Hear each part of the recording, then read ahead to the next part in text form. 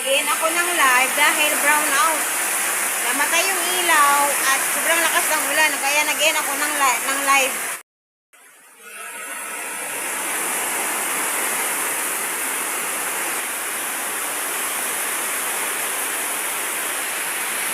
Ay, basa. So yan ang aso. Hindi yan sa amin.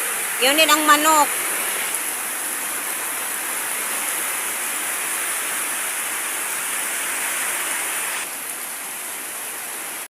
Guys, sobrang lakas ng hangin at ulan.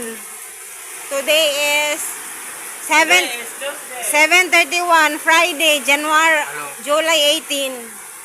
Grabe ang lakas ng ulan. Ayan, brown out kami guys. May niluluto ako pero hindi ko naluluto dahil nga brown out. Namin tuyo. May gulay kami guys, munggo, pero hindi naluto dahil nga nawala ang kuryente. Doon, wala man kaming kahoy. Medyo maano siya. Basa yung mga kahoy. Ayan, basa. Galing sa labas. O, nawala na. Basa kayo. Basa kayo ka di ay. Naligo. Aba. Grabe yung hangin guys. Hangin at ulan. Sobrang lakas ng hangin guys. Mabuti meron kaming solar. May solar kami. Pero mamaya mamamatay na din yan. So, ayan.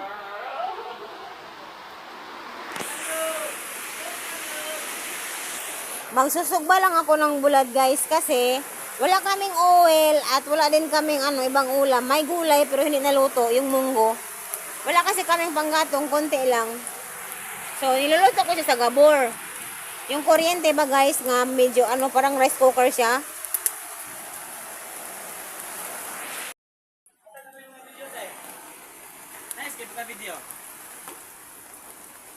May ngayong kapatid ko guys.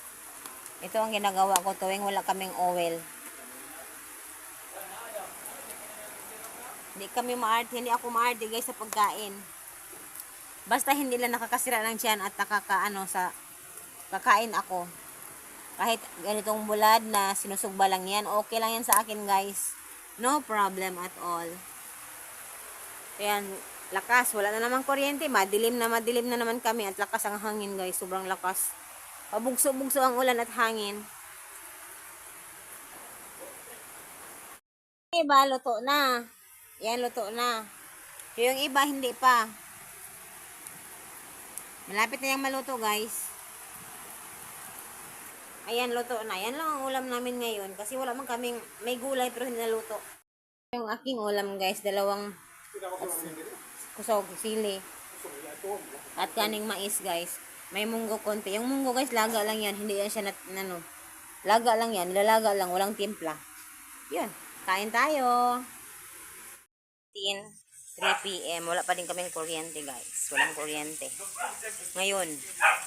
And malakulimlim na naman. Gusto namang umulan. And ayan. Nagluluto ako ng bulad. Kasi may oil na kami. Hindi ko na sinugba. Inihaw pala. Hindi ko na inihaw. Ayan. Ayan. So, may oil na kami. Kaya hindi ko na siya. Tingnan mo ang view ng aming kusina, guys. Ayan. Ang ganda, diba? Ayan. Mga kapitbahay namin medyo malalayo. Ayan yung binili ko kakahapon na daing. Iyon na lang ang naiwan. Kasi walang ibang ulam. Yan lagi eh. Pero ngayon lang kami nagprito. Kahapon ay sugba or inihaw. Ulam natin for today. Yan guys. Messy hair. Yan. Thank you so much for the support last night. And congratulations, I have 24K subscribers. Yan.